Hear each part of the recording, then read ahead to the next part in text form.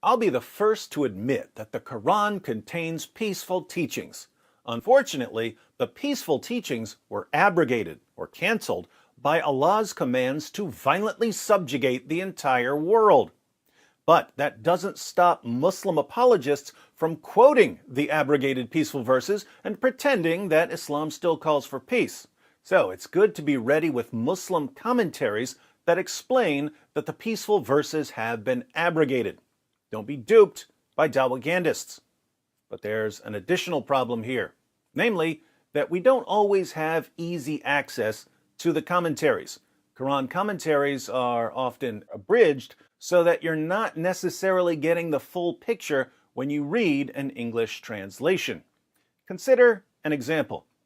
Hi David, I am wondering if you could show us the picture of the Tafsir Ibn Kathir commentary on the abrogation of Surah 2:256, please, because I cannot find it nowhere what you have read and said on this in one of your old videos. I need a photo of this important information to use it for my future debates with Muslims to expose the true teachings of Islam. Thank you, David. A picture you want, a picture you shall have.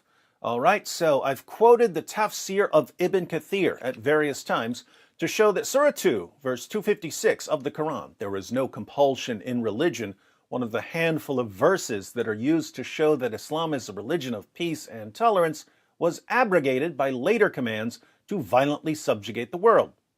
But if you go to the online version of Ibn Kathir, or if you purchase the 10-volume Darussalam edition, you won't find the passage I quote.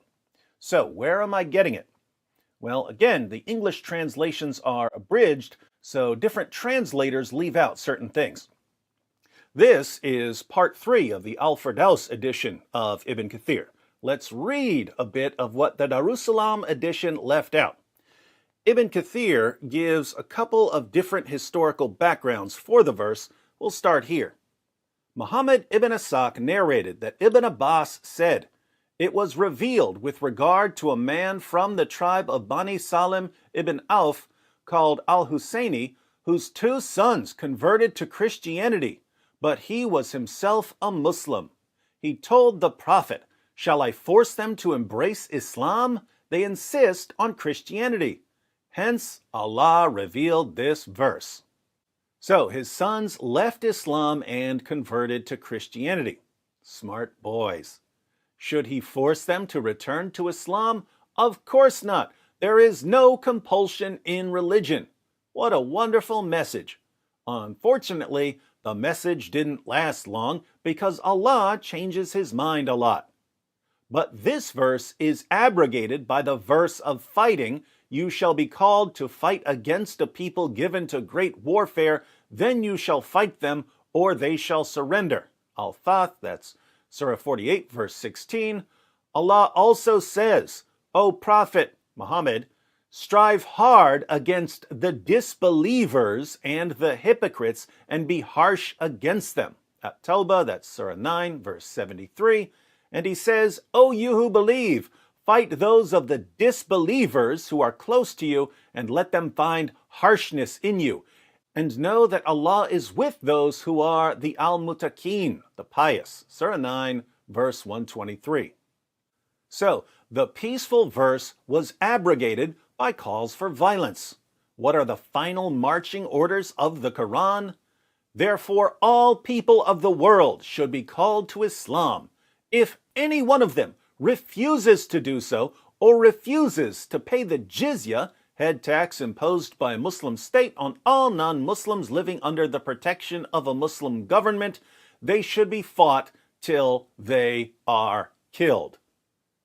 The final marching orders are to call the entire world to Islam and to kill anyone who doesn't convert to Islam or pay the jizya.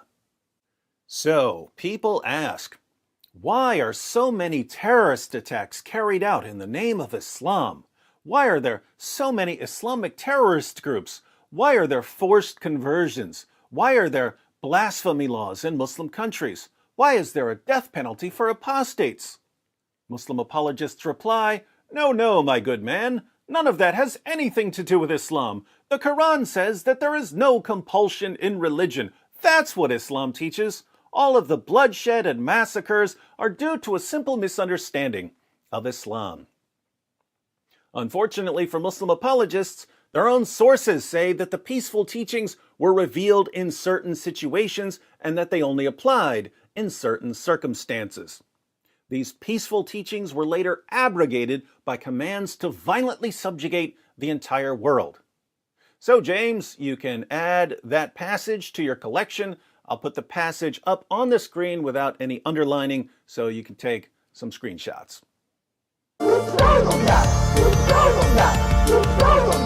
It just backfired on me.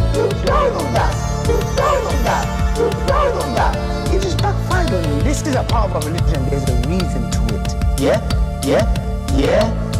There's a reason why there's a capital punishment.